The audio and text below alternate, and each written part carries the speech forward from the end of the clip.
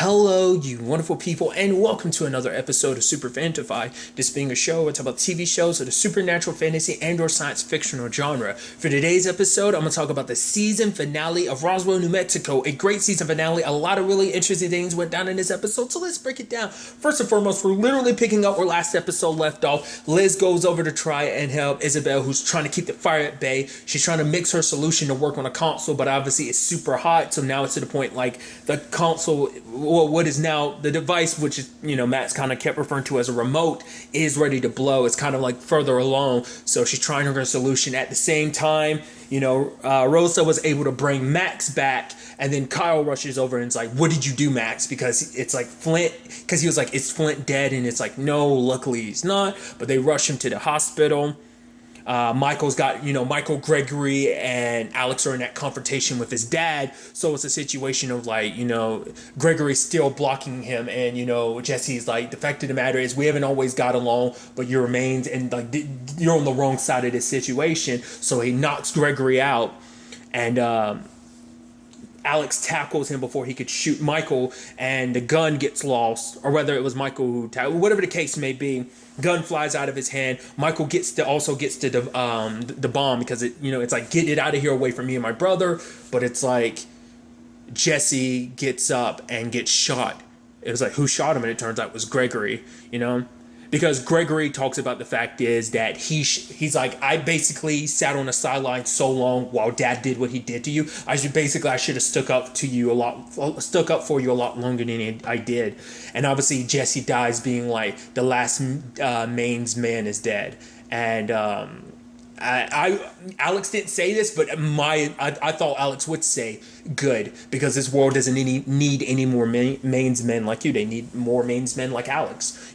Alex, who's very much like Trip. We'll get into that soon enough. But we have Maria getting rushed off to the hospital. Cam is there with her. So luckily Liz was able to kind of deactivate the device.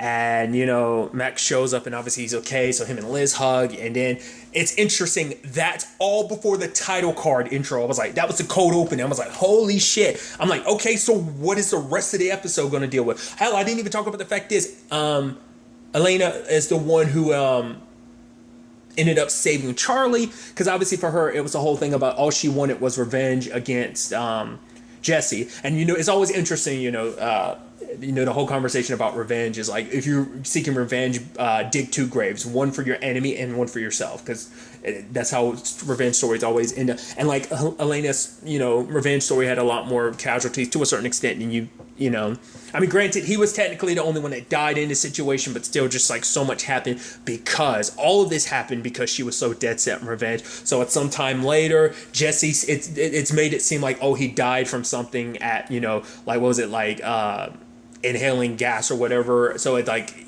but he kind of dies like a decorated hero, and not being the sociopath that he was willing to kill people just to prove himself right. So there's that whole situation, and Liz has to hear about that, but then she runs into Diego, and Diego's there with like, oh, this is someone I want you to meet, Liz, someone that's going to look into your research. And it's like, okay, so Liz still doesn't know about what Diego did behind her back. Okay, so there's that. There's a whole situation with Isabel and Max, and I thought that was kind of a neat thing, because Max is so intent on learning more and more about the past. He's like, yeah, I've been taking that antidote, and it's making me remember stuff. Obviously, it's the thing for him. It's because Isabel's just like, you're in love. Like, the fact of the matter is, I want you just to live your life. You literally came back, so it's just like, live your life. She's like, the fact of the matter is, really live those moments where it's like, she even talks about, you wake up before your alarm, but the person you're with that you love is right beside you and they're snoring, and just how comforting that is. Like, but for Max, it's like, he's watched Isabel find herself in this past year. She's become so much more. She's found all of herself, and Max feels like he's only half alive. Like, especially with so much of his own history hidden, because at least Isabel has gotten a more ground on who she is, because she's learned about her mom, and that kind of gave her more insight in who she wants to be as a person. She's become a lot more freer, because she's not held back by everything related to Noah. She's found herself, because so much of her was lost because she found herself like, it's like, how much of that was really me, and how much was, Noah, being what he was able to do, get inside my head and everything. So she was able to find herself. And Max just wanted to be able to do the same thing. And obviously he's like, in no shape or form do I hate you. I love you. I'm glad you're my sister. I'm so proud of you for being who you are, you know? So there's that. There's a whole situation with Maria. It's like the reason why she luckily was able to kind of get away from there being ramifications. Like she was luckily was able to be saved because she's not full alien. She's only a fraction alien. It's not even like she's half alien. And like obviously as time is going on, it's like Saiyans from Dragon Ball Z. The more the generation goes down, the smaller that trait is. Like for example, Gohan's half Saiyan, so Pan's like what I think. I think I could be wrong, but I'm pretty sure she's like a fourth Saiyan is kind of how that breaks down fractionally. Probably not, but that was always my understanding. So it's kind of that thing of like she's maybe like what a fourth or fifth alien at most. So most of her is human, so that kind of helped her survive the whole thing. But then her mom left her that box, and it's like, oh, so there needs to be a key to it. But obviously Michael was just sounding like your mom's visions kind of put you in that position. And it's actually interesting because later on Maria's like, well, the fact of the matter is maybe my mom's vision put me in that position because I am the only one who could have done that. Because if Michael, for example, had done it, he would have died. He's a full alien. She's only a part alien, so she had a greater chance of surviving than anyone else doing that. I mean, obviously anyone that was human would have had a better chance, but you get what I'm trying to say. So it's a situation of obviously, you know, Alex is dealing with all of this. I mean, it's like not only is his dad dead, his brother's one of his brothers, the one that pulled the trigger, and obviously he's still got the other brother that's kind of like a big part of all of this, but he's like in the hospital and everything with the whole Flint situation. So it's like, and Michael comes to visit him in that place, and he's like, honestly, like this place. Like, what was it? Like, his grandfather, Harlan, apparently built it when he was, like, 70. So, but the place always brought Alex, so much comfort, kind of his kind of getaway until his dad ruined it. Because that's the same building his dad was in when he broke, because that's where him and Michael snuck off together. And that's when Jesse severely messed up Michael's hand. So obviously that place for a long time hasn't had that special mentality for him, and it's just probably an even more a bigger reminder of his dad. So him and Michael end up breaking the place apart. Now, what I thought was fascinating, I didn't expect, was they end up finding a body, and it turns out the body's Jesse. Now, not Jesse, Trips. I'm not surprised, but I'm surprised at the whole body situation. Sure, I'm not surprised it turns out like Harlan ended up killing Jesse. I figured as much. The moment they were like, oh yeah, and Jesse was like, yeah, my uncle Trip, he ended up dying like later on or something like that. Like the way he talked about it, like it made it almost seem like it was sudden out of nowhere. I was like, Harlan killed him. I knew it had to be that, which I think is interesting because that says a lot about the Maines family. It's like, a brother killed another brother, a son killing his father. It's almost like it's very biblical when it comes to that family to a certain extent. I just think that's, interesting. But it turns out they also find the key to that box that Mimi gave Maria. So Michael goes to her and it's like she wants to open the box, but for him, he doesn't want to. It's just like, because Maria wants to accept every part of herself, like her alien abilities. Yeah, there's a downside to that situation. She could become like her mom, but it's like, maybe that's who I need to be. Maybe my mom isn't just kind of as lost. Yes, she's infuriating, kind of leads us in these complicated situations, but she is the way she is for a reason. And she's like, maybe I'm going to do the same. Like, she wants to do good with her abilities. And it's like, I have these powers, so why don't I use them? And obviously it's a thing of like, obviously Michael's like, she's like, maybe we should kind of break up. And Michael's like, you think just because we break up, you're going to push me away? Like, I'm still not going to be concerned about you. And she's like, obviously she loves Michael. And like, Michael even says, I love you. And she was kind of caught off guard because she was, to hear him say that. And she's like, I love you too. But for her, it's a thing of, there's so much that they've gained from being together in this past year and everything. Sure. But for her, it's a thing of like, she kind of sees that maybe his heart really truly lies with someone else, and that maybe that, it's like, you were able to make me happy. I'm glad to be able to make you happy in this year, but she's thinking someone else might be able to make you happier, that being Alex. Because it's like, obviously what he was willing to do for Alex, and he's like, I love you, I would do the same thing for you as well. But so for her, it's like, we just kind of have to see what happens next. So they open the box, and obviously Isabel and Michael take that back to Alex, and it turns out to be Tripp's journal, him explaining his situation with Nora. Like, he couldn't bring himself to be like it was just something about when they met. Like, it was almost like it became a star-crossed lover situation, which is interesting because it's like a mains and an alien falling in love, and then just you see like Alex and Michael look at each other and you're like, huh, holy shit. It's almost like destiny, like the mains, at least the mains and an alien from in particular, because it's like your great uncle fell in love with his mom. So it's almost befitting that you two carry on the torch of, he carries on his mom, you carry, because Alex is way more like Tripp. Because even Michael talked about that later on, because he thinks like maybe his dad could have been a different person if he was raised by Tripp. You know, if Tripp was more of a mentor to him than his grandfather Harlan was, then maybe things could have been different. Like, his dad could have grown up to be more like him, and rather than be who he ended up being. But it was kind of interesting, kind of hearing, like, listening to their story, him with her when she first got to experience ice cream. And obviously she talks a little bit about the stowaway, that, like, that's who she's afraid of. It's not even like men, like, it's not humans that she's afraid of. It's the stowaway who caused the crash. It's like, he's like, yeah, the others are in Caulfield and everything. She's like, yeah, but, you know, me and Luis got away, so there's a good chance he got away too. So, because Max earlier in the episode had found like something he couldn't really necessarily translate, but he thinks it was supposed to mean his name as Savior, but it was in a cornfield, but it's by someone named Jones. Well, later on, Isabel and Michael are talking to him, and they kind of piece a lot of stuff together. They're like, oh, here's that hand from that picture, and they asked Sanders about it, and he didn't really know who it was. He started throwing out different names. One of the said names was Jones. It's like, as in the farm, and she's like, ding, ding, ding, you know? So it's implying that the stowaway was pretended to be a farmer named Jones. So now the big question, you know, that still doesn't answer every question, you know, there was.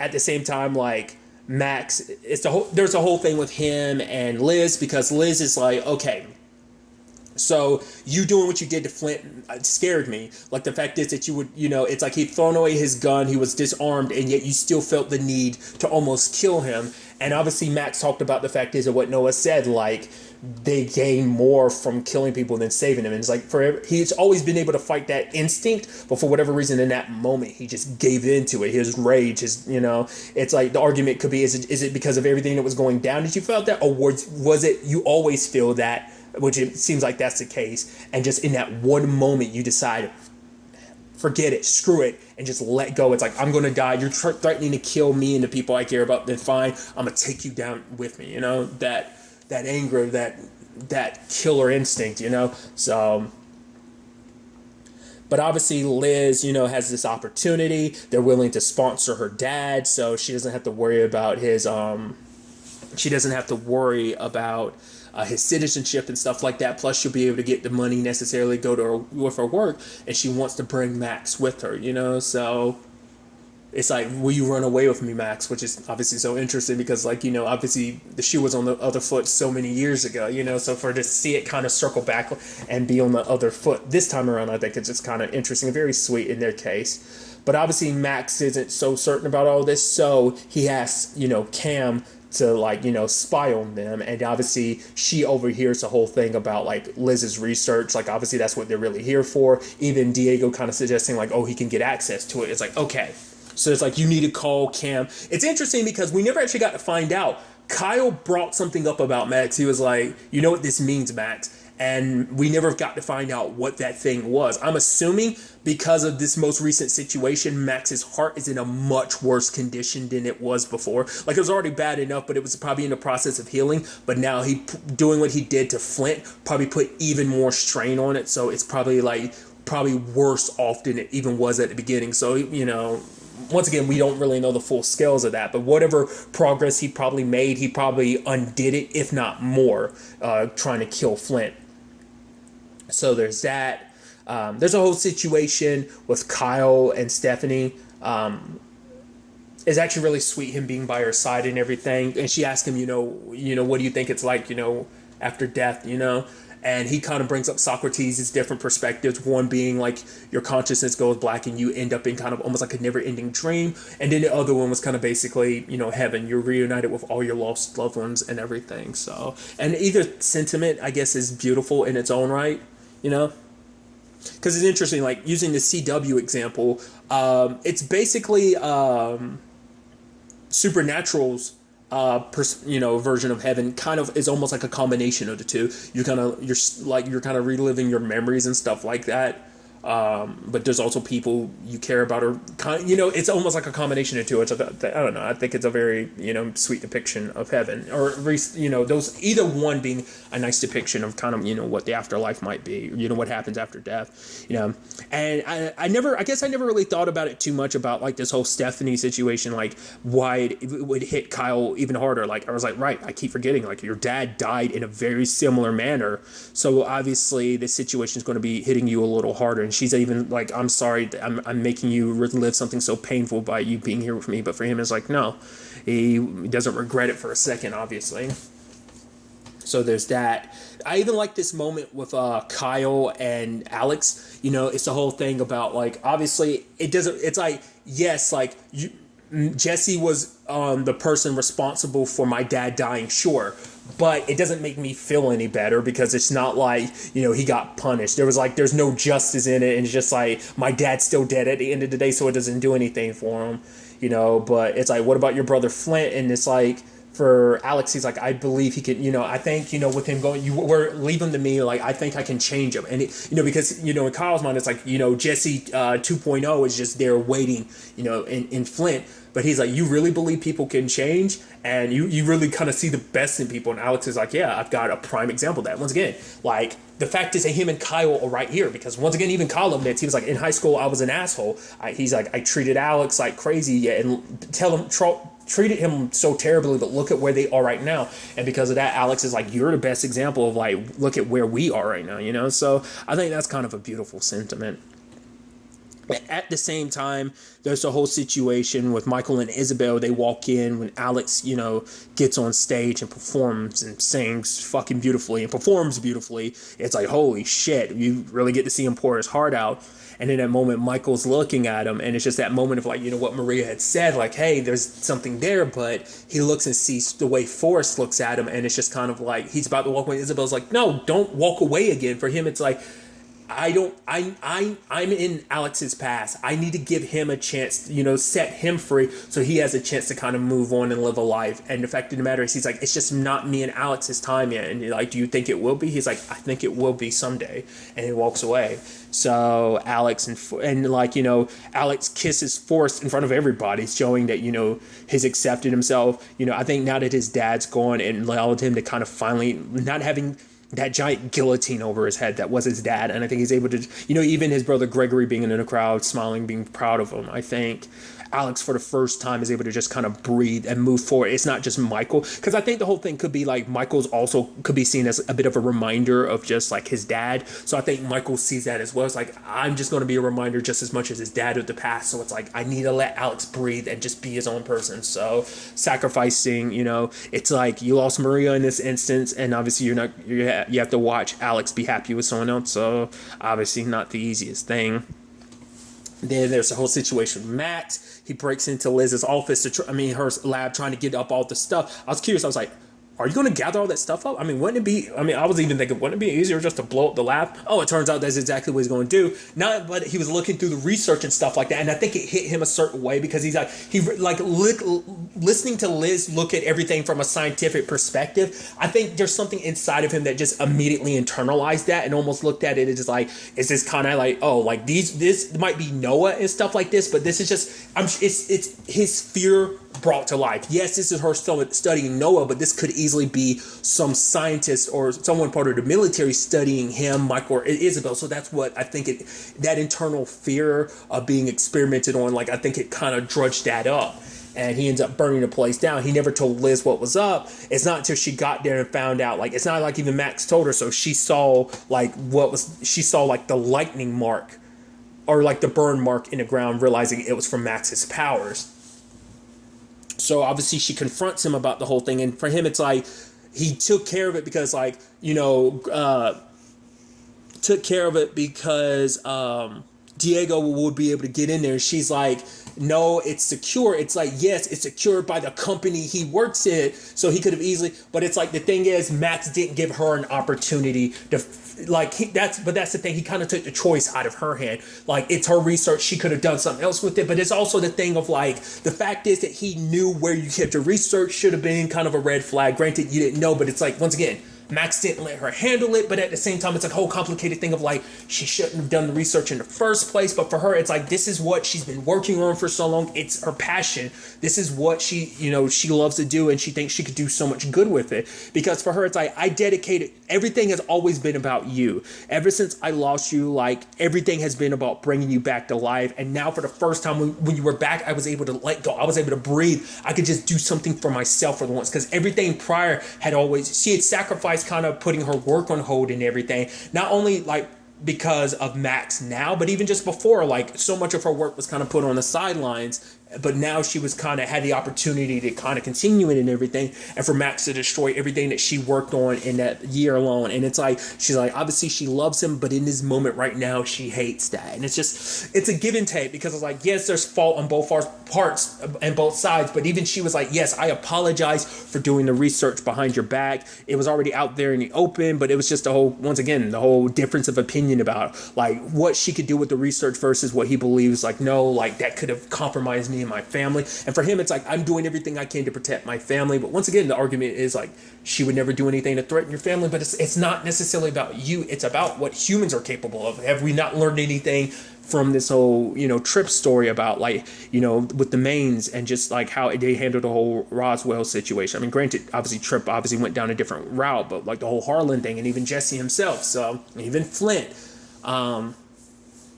it's just that complicated situation. And now they kind of walked away, kind of, where they stand in this. I get whether that was like a full-on breakup, who knows.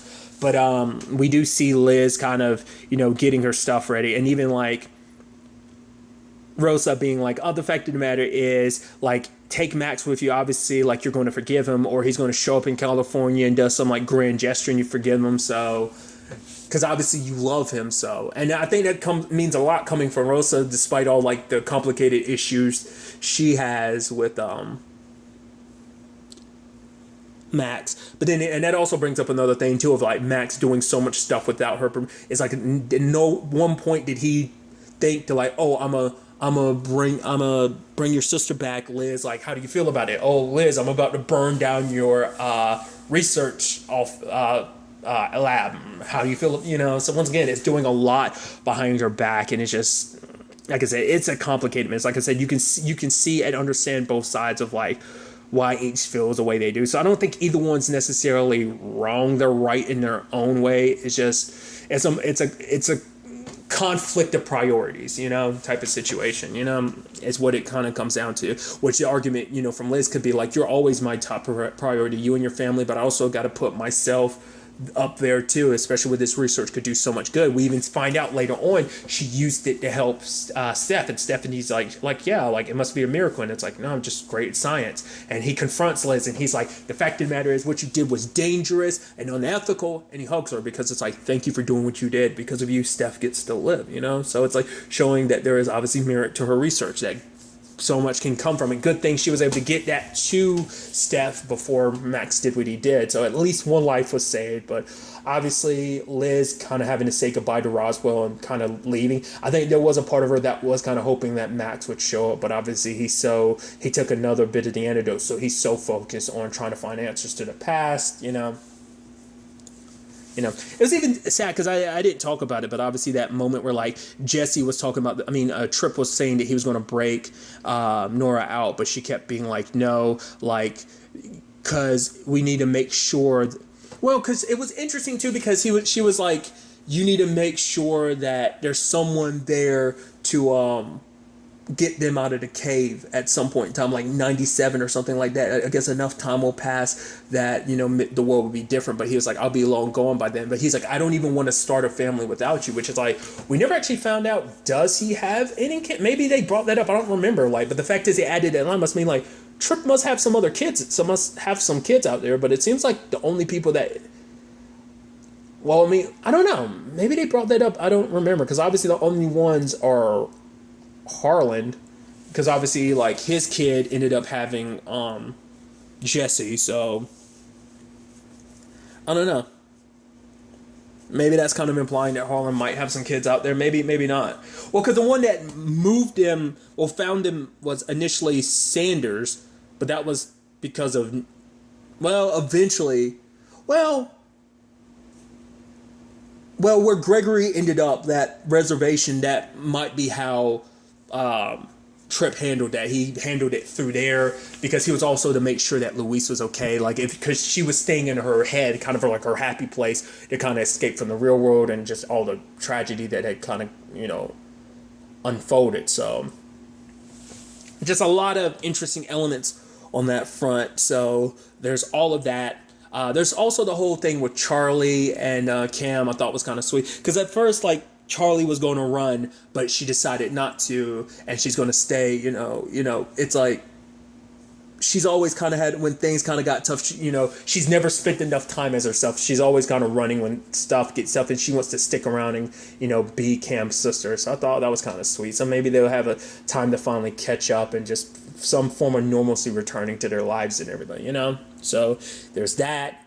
Then there's Max. He had, I guess, followed the stuff that led him to that, was it like the farm and everything?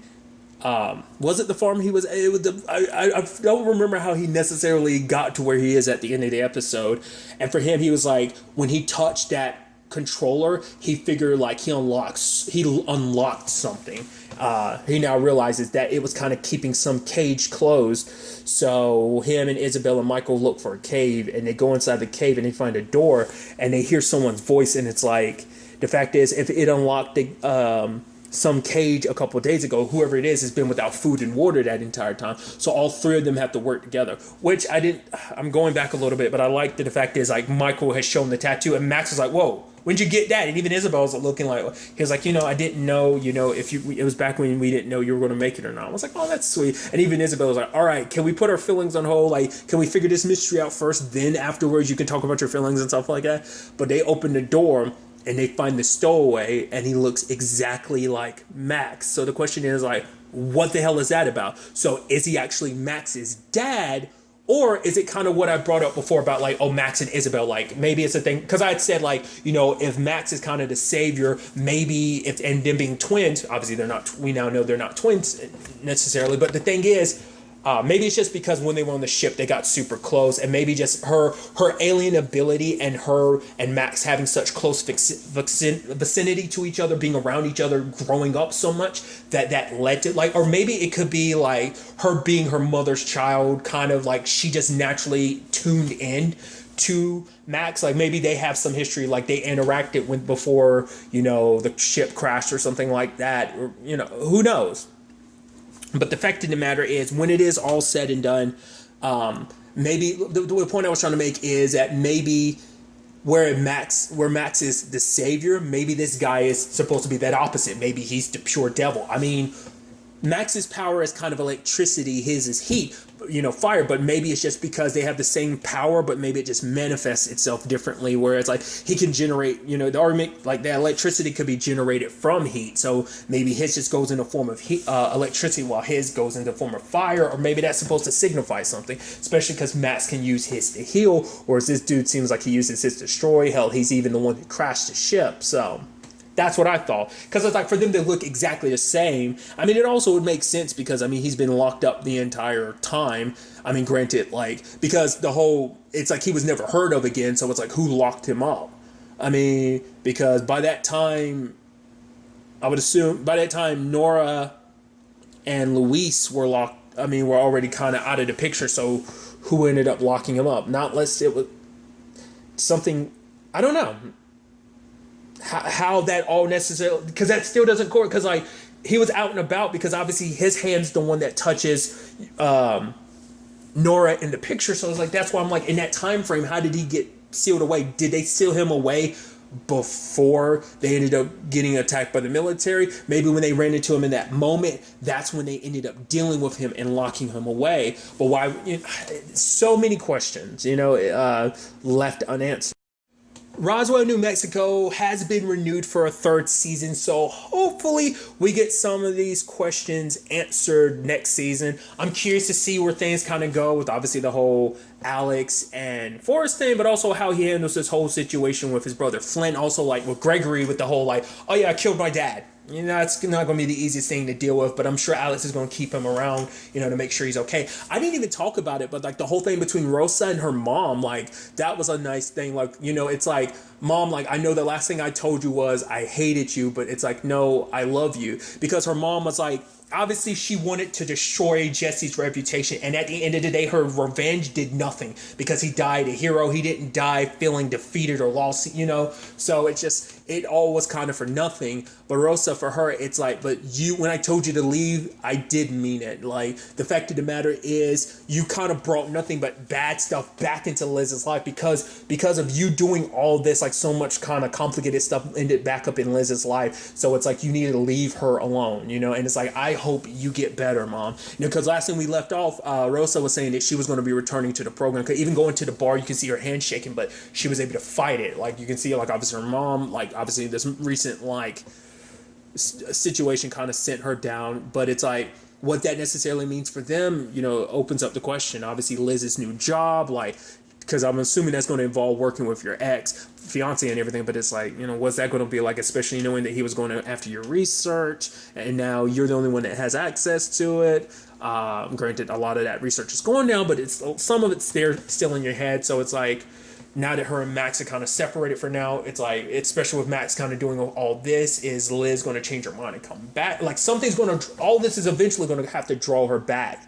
Now that Steph is okay, are there going to be any ramifications, like, to what Liz's, cure did to her? Like, is that going to change her in some shape or form? Or obviously we still just don't know enough yet. So the question becomes, like, where does that storyline take us? The whole thing with Maria and Mimi. There's still those twins that were played by David Anders. When they disappeared, are they going to fly back into the story? I'd assume they play some significant role, but maybe not. There's still unanswered questions on that front as well. But like I said, Mimi and Maria, like, where their power, in particular Maria's powers, like, where is she going to see them take her next season? A complicated thing between her and Michael.